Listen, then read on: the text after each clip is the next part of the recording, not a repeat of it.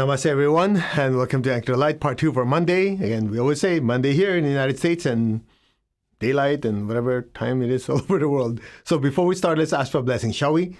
To the Divine Supreme God, Divine Father, Mother, to all the spiritual elders, holy masters, to all the saints of all traditions, archangels, holy angels, and spiritual helpers.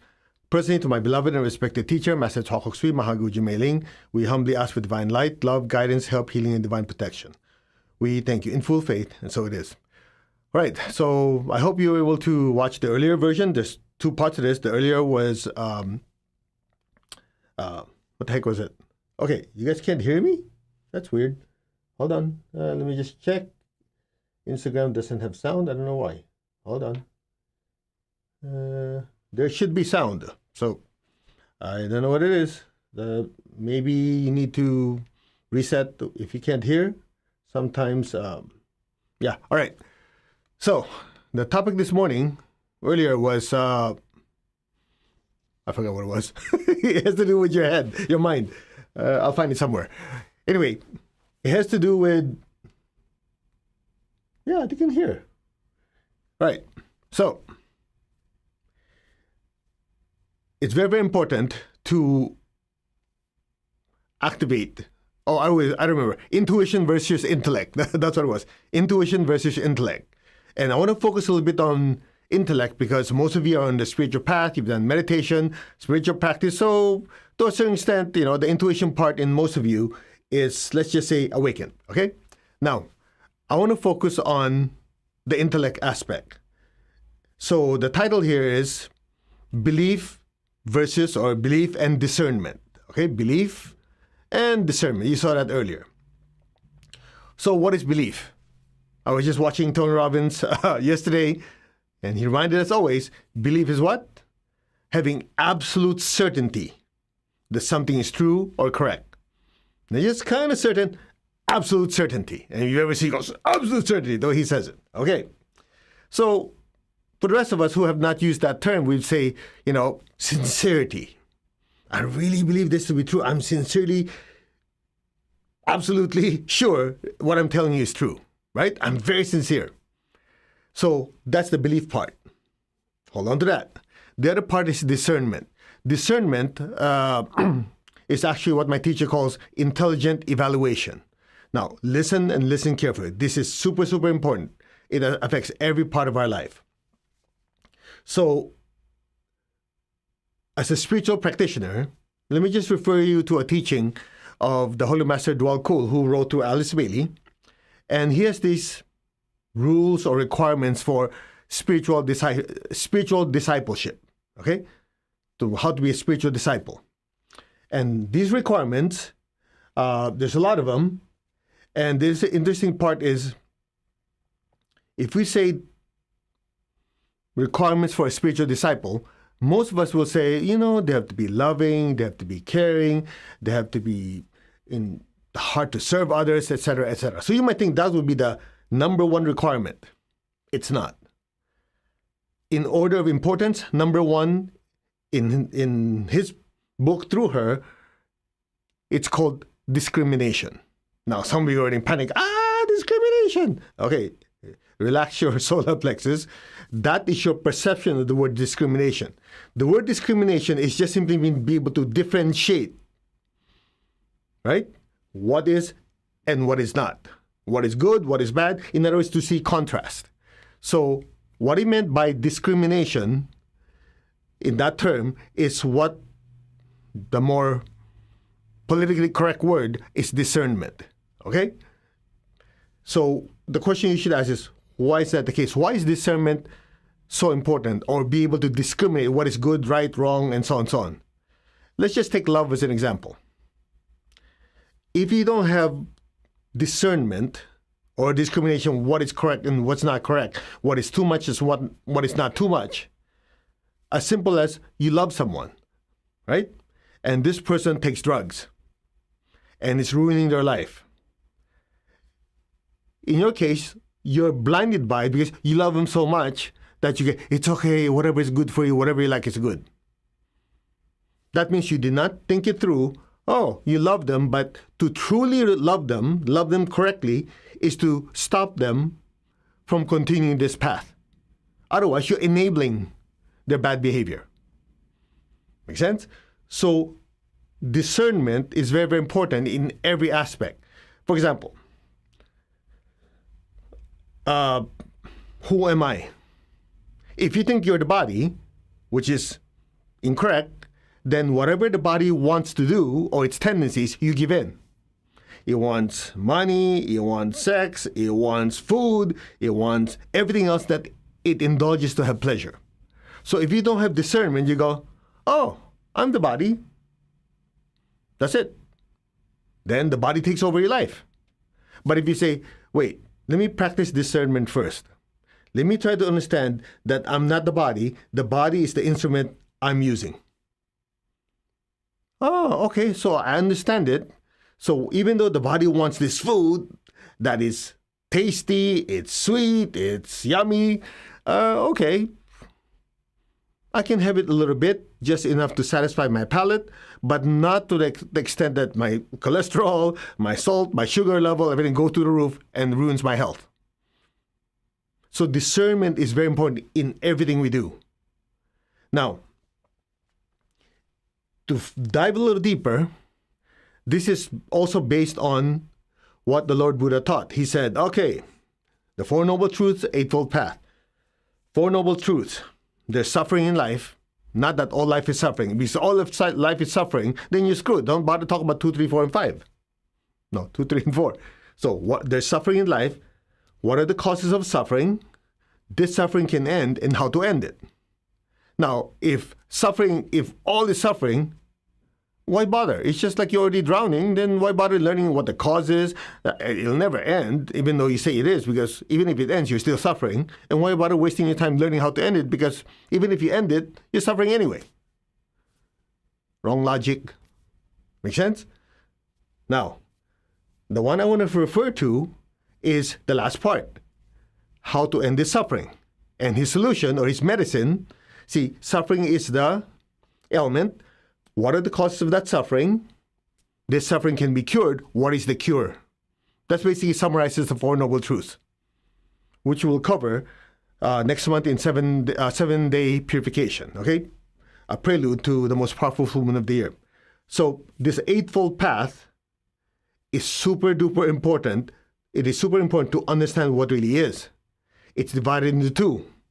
Part 1 is number 1, right viewpoint, right perception. And then from there, part 2 and on is right thought, right speech, right action, right livelihood, right oneness, right awareness, right concentration, etc., etc. If you screw up the first one, the rest don't matter. So right viewpoint is seeing things accurately. When you understand what's going on, okay, this is a good habit, this is not a good habit. Once I understand this is a good habit, then I would say, okay, what are the right thoughts I have to have this good habit? What is the right thing to say, right thing to act? So right viewpoint comes from two things. Careful observation and correct interpretation of what we observed. So as you observe your body, you go, all right, I'm moving my body. So if I'm moving my body, what's being moved? The body. So therefore, the mover could not be what's being moved. So if I'm moving this cup, so the cup could not be the mover. So therefore, I'm not the cup. So by observing it, that I'm moving the cup, my interpretation is the cup is the object being moved, I'm the mover. So therefore, I'm not the cup. Done. Make sense? So accurate perception is observing properly and interpreting properly. I also noticed that I can feel an emotion, but I can choose not to. I can change my emotion to happiness, to sadness, to joy on a whim. So that means I create the feeling, so therefore I could not be what I'm creating. So therefore I'm not the emotions. Very interesting. In a similar manner, I can create any thought I want, I can think of anything, and I can choose not to. So therefore I'm not these thoughts. So as I observe that I'm not the body, emotions, or thoughts, my interpretation is, if that's the case, then who am I? oh, I'm the one that created the movement of the body, created the feelings and thoughts, so therefore, this mover, feeler, and thinker must not be the emotions, the thoughts, and the movements. So, who is this I? Make sense? So you're observing first, and from that observation, you interpret, and you come to a conclusion. Oh, so I'm not the body, emotion, and thoughts. So who am I? I must be this mover, feeler, thinker. I guess that's what the Italians call anima, the one that animated all these things, or what we call the soul. From there, watch this. From there, I have the proper conclusion. So that means I already have the right viewpoint that I'm not the body, emotions, and thoughts. Then I move on to the second of the Eightfold Path, which is right thoughts. So that means in everything I do, I have to first think properly. If this food is bad for my body, so that means I should stop thinking of putting that in my face, in my mouth. So I should also write speech as a third noble truth. Third Eightfold Path. So that means I should stop my words saying, "Oh, I really need this food. I'm starving." Oh, that's wrong speech. And obviously, stuffing my face with something that's bad for me excessively would be bad. If I do it over and over again, that'd be bad lifestyle, and so on and so on. So it all banks on number one. That's why, listen very carefully. This is the one again. I know this is too direct, but anyway, who cares? You want me to dance around it? It's a complete waste of time. I'll be very direct. That's why it's so important, especially if we are on the spiritual path, to practice intelligent evaluation, which means do not take anything blindly. Do not take anything blindly. In fact, if you ever come to a pranic healing class, that's the second slide I show. Do intelligent evaluation. Do not take anything blindly. You're not obligated to accept anything blindly. Analyze the information. Analyze means what? Break it down. Tear it apart. Try to understand all the details. And then, with that, do your own experiments. Like, okay, if you say, I'm not the body. Well, I beg to differ.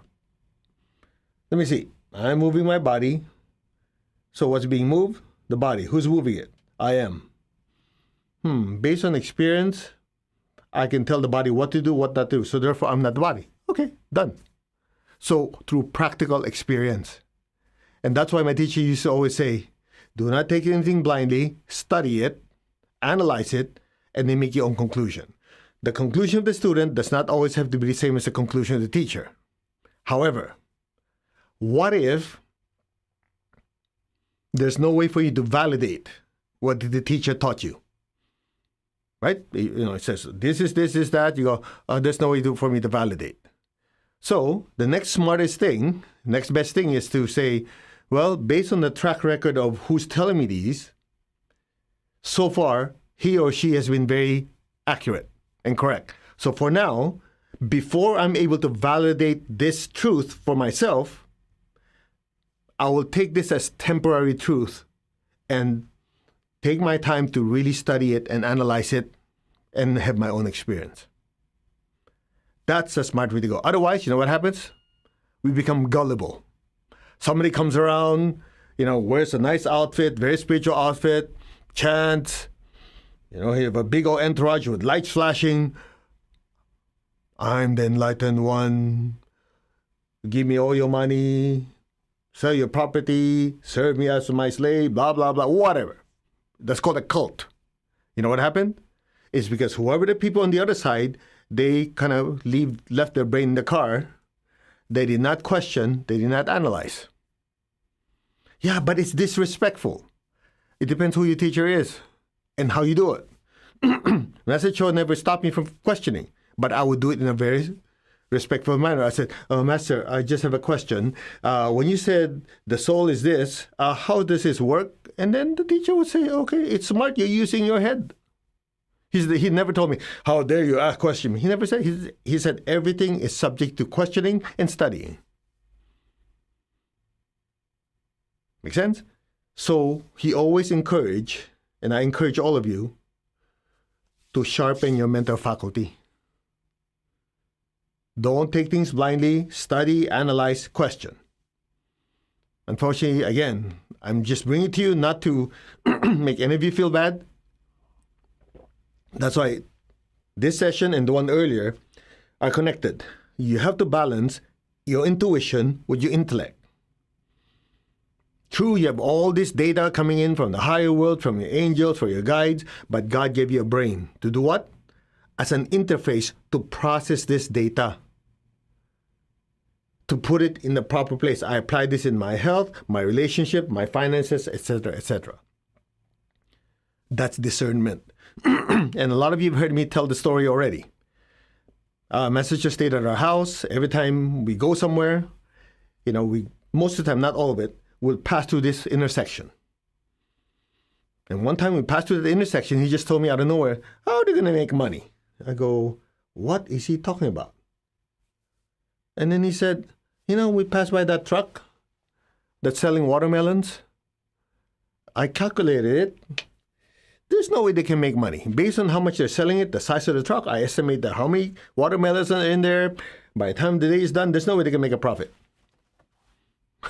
I'm driving and go, who cares? I've seen that truck every single time. I've never sat down and thought about it. He probably read my mind. He said, you might be wondering why I'm, taking the time to think of these trivial things like the truck. And you see, that's why I do that. So that my mind will stay sharp. That's why he has several businesses. At the time when he was telling about it, he has several businesses. He would travel, teach all over the world, and he will still run those businesses with a phone. To stay what? Grounded. You see, what the spiritual practitioner calls grounded, you're not, airy-fairy and floating all over the place, means you're taking that intuition, all that spiritual energy, by using the interface called your mental faculty, you process it, and then what? Drop it down in frequency so that it becomes usable information and you act on it. That's being grounded. That means that energy is able to go all the way down to the lower chakras. Now, how do you know if you're not grounded? Somebody tells you something, you go, what? We have a schedule today. We have to do this. We have to do that. This company needs this, or your job, or we need to take care of the kids. The kids need their tuition paid at this time. And you go, what? It's like you're all day long. Or this one that, it's too stressful. It's disturbing my inner peace. That's that. You go broke. Life explodes. Do not use spirituality as an excuse to take care of our responsibilities. Discernment gives you the ability to look at what's in front of you, prioritize, and act on it. Because you see, this is important, this is not important. This is urgent, this is not urgent. All of it requires your mental faculty, not your feeling. Well, I don't feel like it. You go by your feeling, you're screwed. I'm telling you. Feeling goes up and down. That is the nature of emotions. It's constantly in motion. So if you rely on 100%, you're dead. I'm telling you. You don't believe me? Go experience it for a few months, then you'll know exactly what I'm talking about. That's why you have emotions, you have what you call the mental faculty of thinking, and you have intuition, and so on and so on. All of them work together. Make sense? Now, since you're on the spiritual path, your spiritual cord, your spiritual connection, a lot of energy coming in, you're very, very loving, you're very caring. The gap for a lot of people is the mental faculty. That's why you have to study, analyze, study, apply. That's it. It's that simple. That's why I love it when the Lord Buddha was teaching. He said, do not believe anything just because it's written in holy books. What? Do not believe it just because it causes a sensation. Oh, yeah.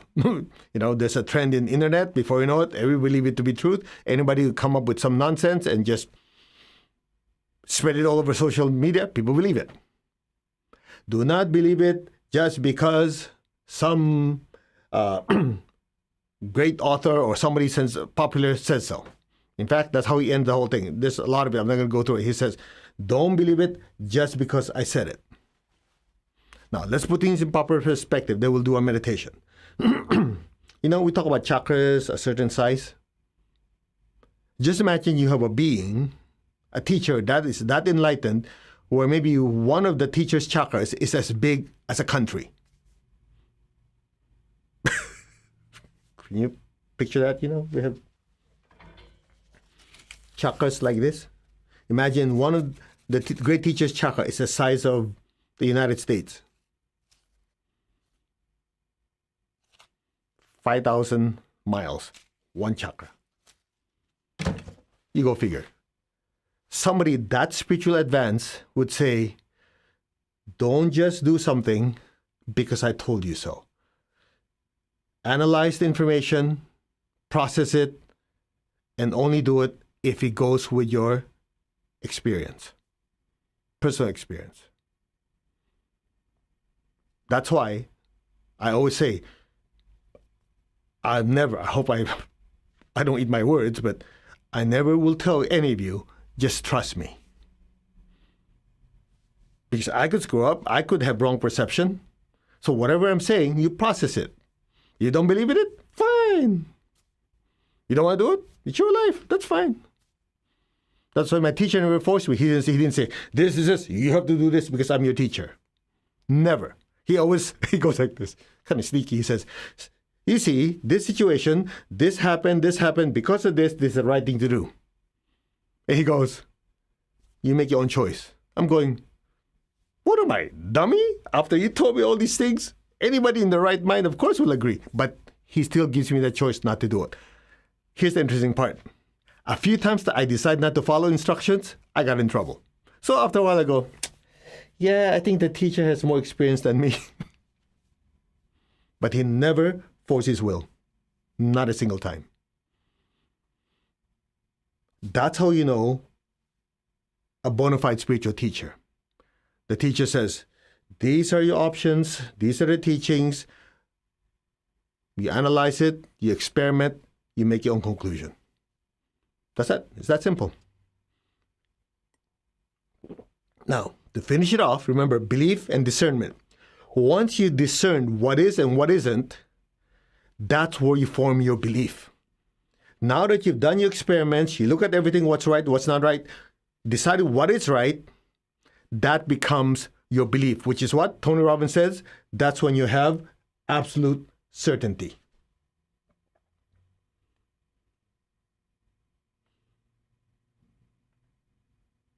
One second. Instagram, for whatever reason, just cut out. So I'll continue. 1 second.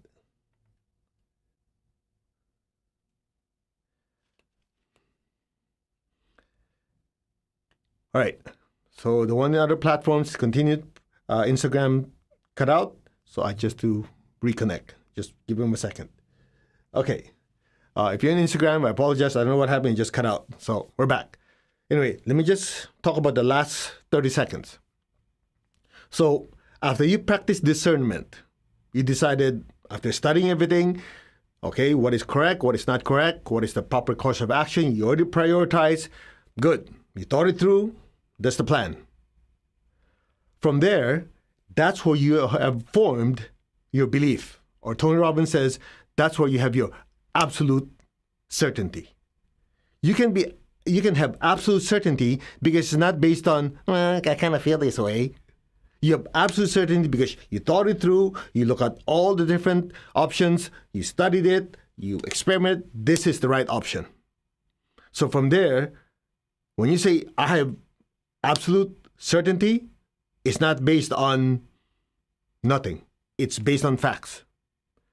Now, watch this. You don't stop there. So up to there, you practice accurate perception, correct expression. Then you move on to the next virtue, which is what? Constancy of aim and effort and non-laziness. Because you thought it through, you analyze it, this is what I'm going to do. You have absolute certainty. That's when you put on the booster rockets and say, this is the way I'm going to do it. I'm not going to stop until I hit my target. That's the sequence.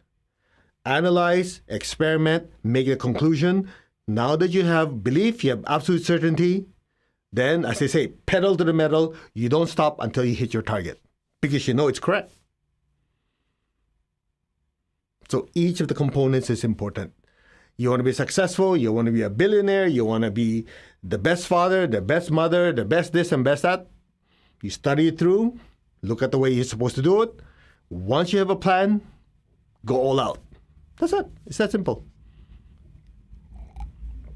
And that's what Tony Robbins says. You take massive action. But you don't take massive action if you don't know what the heck you're doing. So you have two sides. You have a person who's very intuitive, very loving, very sensitive, but sit on their ass, don't do anything. And you have the other side who's super impulsive. Let's do it without thinking. That's also a formula for disaster. The secret is the syntax. I love what Tony says. It's not a schedule, it's a syntax. Step 1, step 2, step 3, step 4. Or the way my teacher says, okay, you have a target? Yes, master. What is your target? This. Okay, why do you want it? Oh, master, because I want it, because I want to help all these people. Great. Okay, how do you want to do it? Form a plan. After that, put a schedule. After you have the schedule, do it. Same thing. Oh, I want to open a spiritual center. Great. What is your target? A spiritual center. What type of spiritual center? I don't know, something that makes people feel good. Okay, that's not enough. Go a little deeper. Well, I want to have place for people to meditate, people to experience body work, healing, this and this. Okay, good. Very clear target. The what? What do you want it? What do you want it? I got nothing else to do, so why not? Forget that. That'll never happen. Why do you want it? Because deep down, I want to give back. I want to serve people because it gives me joy, etc., etc. I want to transform it. Okay, good. It's not enough. What's your plan? I don't know. It'll just come when it's supposed to. You're dead. Follow it through. Well, it needs to be financed. It needs to have people work there. How am I going to get this through? Okay. Then you look at the different options. That's like task management. And then put a schedule. When am I going to talk to these people? When am I going to have this? When I have that? And then you execute. That's it. It starts where? Thinking process, discernment. What is it? Understand it, and then from there, you make it come to the material world. I mean, how many times have I heard this already? Oh, this inspires me so much. I want to open up a spiritual center. Okay, what's your business plan? What's that? What's that? I thought I just need to have passion for it. No. I've seen this so many times. People attend Tony Robbins' event, they just go, I just have the passion to do this. I'm passionate. You missed the rest of the seminar? He doesn't say, just be passionate and everything will happen. But no, it's an important key. That's the why, to make you get in state to have it. But you still have to have a destination. Otherwise, you're just like sitting in a Ferrari. I got fuel. I got 5 million horsepower. I'm passionate. With nowhere to go. Make sense? That's why you have belief, you have discernment. Discernment means you process, you come up with a conclusion, and you put everything in it. That's your absolute certainty. So I hope that helps. And for a lot of you who are overachievers, I know you like this, then you just have to balance it out with your intuition. In other words, you have everything planned, but also be open for the divine blessings to invite intuition come in. And the ones who are very intuitive, you need the other side to move your ass. Go forward. That's it. It's that simple. All right? So I hope you learned something. I mean, for me, it was an eye-opener. I used to be like, okay, everything will just come at the right time. And my teacher always says, how many students have you transformed? Oh, I'm working on it, there are a lot of spiritual... Or he goes, okay, how many students have you produced? What are the results? Master, Then every year he'll just pressure. And at some point I got it. I go, he really asked me, what's your plan? What's your target? That made all the difference in my life. So I hope I didn't offend you. If I did, my deepest apologies, but you needed to hear it. because for me, it was uncomfortable when he was talking to me about it. So every time before he comes to the United States, I would get ready. I go, I work my ass off. These are the results I want to show. That took years. That's why when I met Tony Robbins, I go, perfect. Tony Robbins is just like the part on taking that information that my teacher shared with me and really putting it into action. So I'm very blessed to have great teachers. I hope you got something out of this. Shall we? To the Divine Supreme God, Divine Father, Mother, we humbly ask for your blessings. To all the great spiritual teachers, holy masters, to all the saints of all traditions, archangels, holy angels, spiritual helpers, to my teacher, Master Chokoksui Mahaguji Meling, we humbly ask for your blessings of light, love, guidance, help, healing, and protection. We thank you in full faith, and so it is. All right, ready? Put your hand like this. Beware of your crown. I am that. I'm not this body. I'm not any of these emotions or thoughts. I am the soul that created these thoughts, feelings, and movements of this body. I am that. The soul, the spiritual self. I am connected in one to my higher soul. I am connected in one to the divine spirit in me. I am a child of God. We're all children of God, meaning we're still learning and growing, and we'll mess up a few times. However, our basic essence, our true essence is we are one with God, we come from God, and we're one with all. This is a truth regardless of the capacity of my brain and nervous system to realize this absolute truth. And so it is. Be still.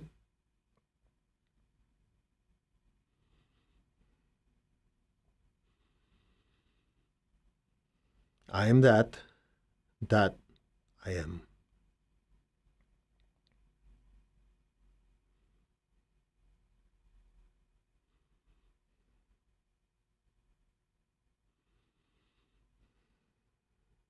Now beware of your crown. It'll be a different meditation today. Just beware of your crown. Just your crown.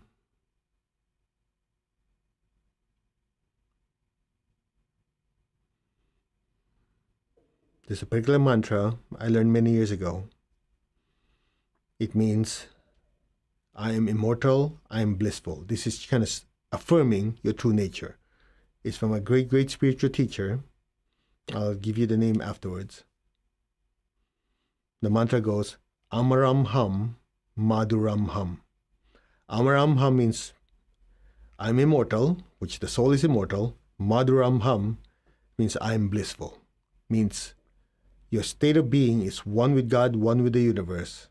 And when you have that realization, it goes beyond joy and happiness, it's bliss. So just beware of your crown. You can put your hands down. Just be still. Beware of your crown. Amaram Ham, Madhuram Ham. Amaram Ham, Madhuram Ham. I am immortal. I am blissful. Amaram Ham, Madhuram Ham. Amaram Ham, Madhuram Ham. Be still. Imagine a brilliant light floating above your head. Just look at that light. Amaram Ham, Madhuram Ham. Amaram Ham, Madhuram Ham. Aham means I am. Amaram Ham, Madhuram Ham. I am immortal. I am blissful. Amaram Ham, Madhuram Ham. Be still. Just be aware of that brilliant light. Be aware of your true nature. You, the soul, are immortal. You, the soul, are one with God and one with all. you are blissful. Amaram ham, madhuram ham. Amaram ham, madhuram ham.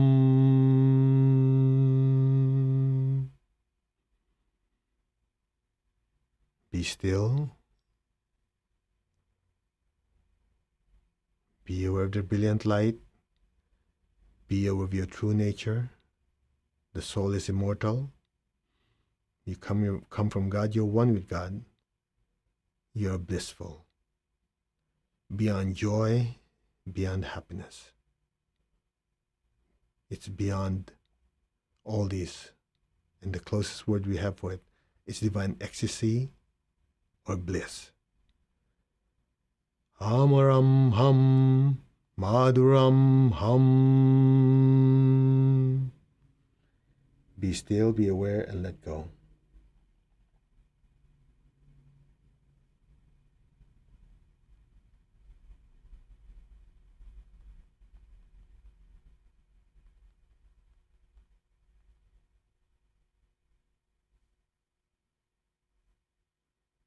Just be still and let it happen on its own.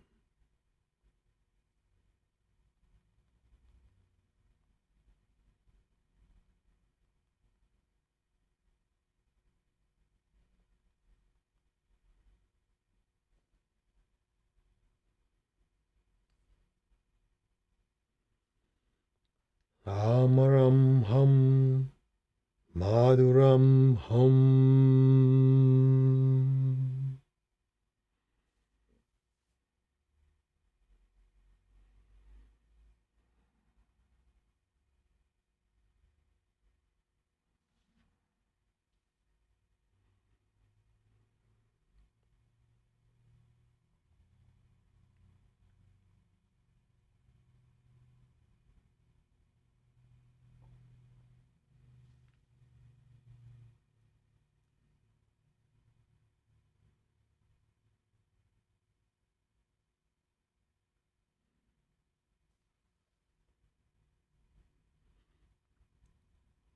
Let's intensify the energy.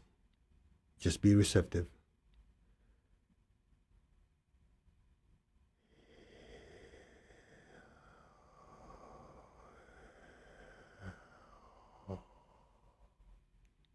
Let go.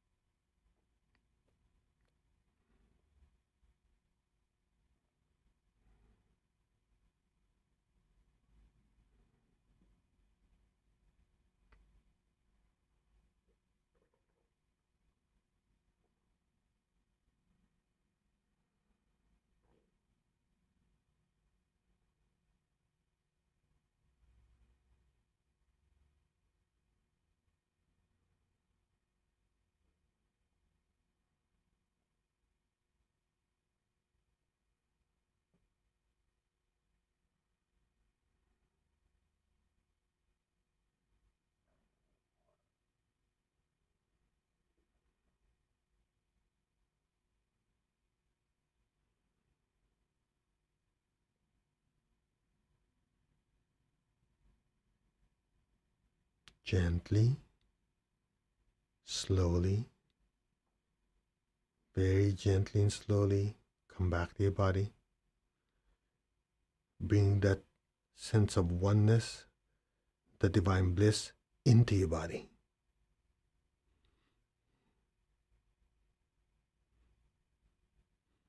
Now raise your hands.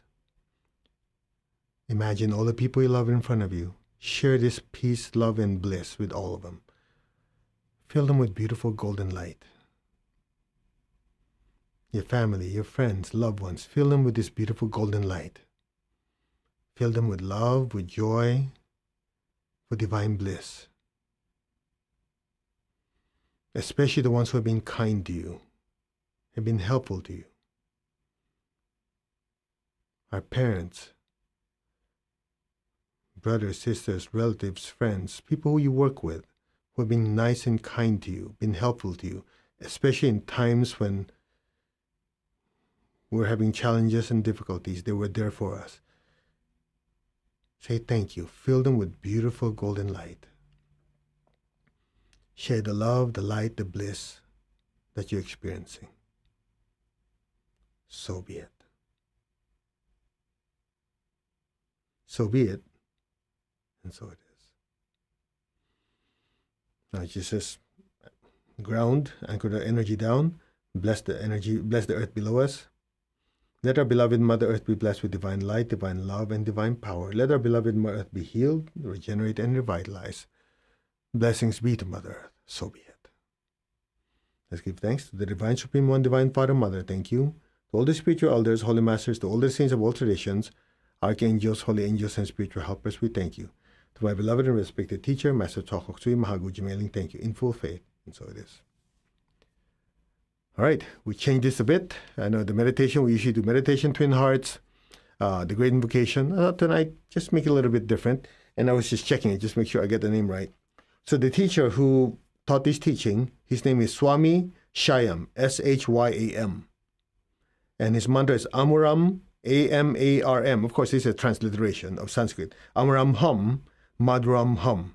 It's actually Amaram, Amara, I'm not a Sanskrit scholar, but what I was told is Amaram is Amaram Aham, means I am immortal. Madhuram Aham, I am blissful. Okay? And as you repeat this over and over, and you don't just say it blind, you don't just repeat it blindly. We just covered earlier about discernment. So every time you give a mantra, you have to understand what it is. So I'm immortal, it's stating your nature. I, the soul, am eternal. In fact, one of the interpretations, I'm eternal. Okay, same thing. I'm mortal, I'm eternal. That's your nature.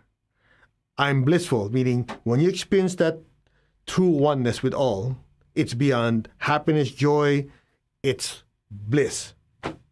So as you repeat it with that knowingness, at some point you let go. That's it.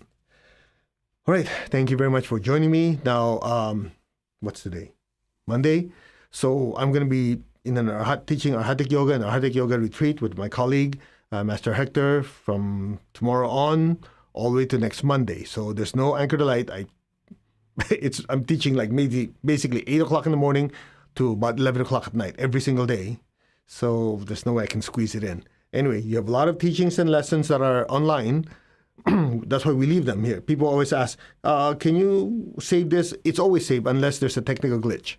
Okay, like tonight with Instagram, it stopped, so I restarted it. So that's all kept in there. All right, and we will see you, the following week. I'm traveling out of the country. Anyway, I'll do my best. Alrighty? Now, I just want to address one thing. I know we're way over time, but I just want to share one quick thing. I've seen a few times during one of the live streams, some people say, oh, I don't believe in God. Why are you asking this? Why? It's up to you. What do you want to do? It's your life. Okay? So you telling everyone, oh, I don't believe in God, this is this. It's like, first of all, who cares? Really, it's your opinion. Just like it's my opinion of this, then it's your opinion. You don't have to force your opinion on anybody else. I choose to invoke God's blessing, the great spiritual teachers and all that. I mean, some people will say, oh, I don't believe in the teacher. Then don't. Why do you have to tell the rest of the world? Are you that insecure? And people said, I'm going, okay, whatever. I choose to do so because I realize I'm not that smart.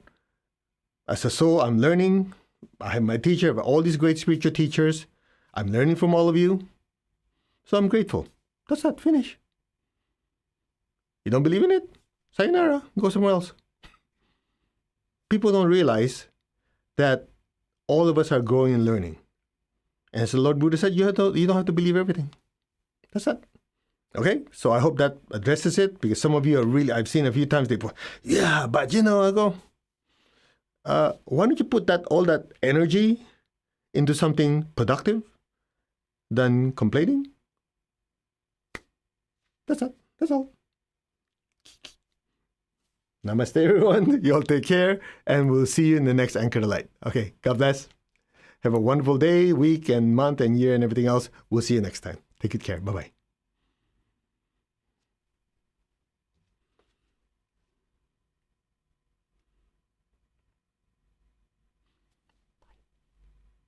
See you next time.